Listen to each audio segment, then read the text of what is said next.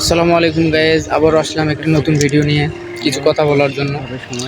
তো কথাটা হচ্ছে যে বাংলাদেশের মধ্যে আপনারা ভালো করে খেয়াল করে দেখবেন, প্রত্যেকটা ব্যক্তির মূল্য আছে। একজন রাজনৈতিকবিদ, হ্যাঁ, তারও মূল্য আছে। একজন কর্মী, তারও মূল্য আছে।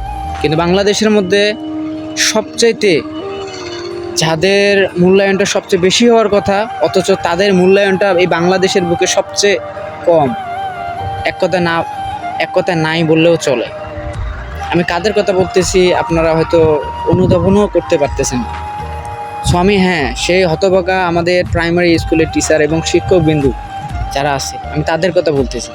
আপনারা চিন্তা করেন তো, তাদের হাত ধরেই একজন বিসিএস ক্যাডার হয়, তাদের হাত ধরেই একজন ওসি হয়, একজন ম্যাজিস্ট্রেট হয়, একজন আইনজীবী হয়, একজন বিচারপতি হয়। এই তাদের শিক্ষার কারণেই কেউ চোর হয়, কেউ বাটপার হয়। আসলে এটা আমাদের ব্যক্তিত্ব, আমাদের জ্ঞানের অভাব, অথবা কোনো কারণে আমরা পথভ্রষ্ট হয়ে যাই। তো যে শিক্ষাগুরু আমাদের এত সুন্দর করে শিক্ষা দিয়েছে, আমরা তাদের কতটুকু মূল্যায়ন করি, তাদের কি মূল্যায়নটা দেই, এটা হচ্ছে সবচেয়ে বড় কথা।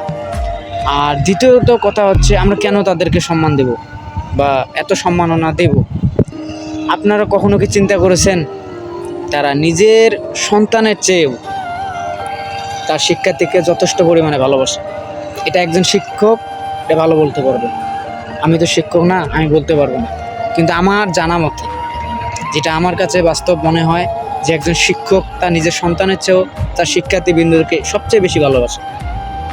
তো আমি আমার নিজ থেকে বলতে চাই, নিজের একটা তীব্র আকাঙ্ক্ষা, আসলে এই জিনিসটা দূর হোক, শিক্ষকদের মর্যাদা বৃদ্ধি পাক, শিক্ষাটা এগিয়ে যাক।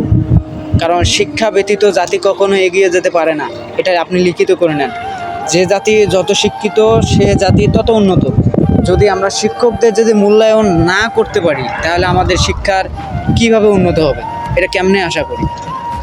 তো এই জন্য আমাদের সর্বপ্রথম আমাদের শিক্ষক এবং শিক্ষার যে একটা ধারাবাহিকতা আছে, এটাকে আমাদেরকে প্রত্যেকজনের একটা দায়িত্ব, এটাকে আমাদের এগিয়ে নিয়ে যেতে হবে। তবেই না আমরা সুন্দর একটা সমাজ, সুন্দর একটা রাষ্ট্র পাবো। তা আমার পক্ষ থেকে আমাদের এই বাংলাদেশের ছোট শিক্ষক আছে, তাদের আসসালামু আলাইকুম। হয়তোবা আমরা আপনাদেরকে আপনাদের প্রাপ্যটা দিতে পারি না, তবে আমার অন্তরস্থল থেকে আপনাদের প্রতি ভালোবাসা। আসসালামু আলাইকুম।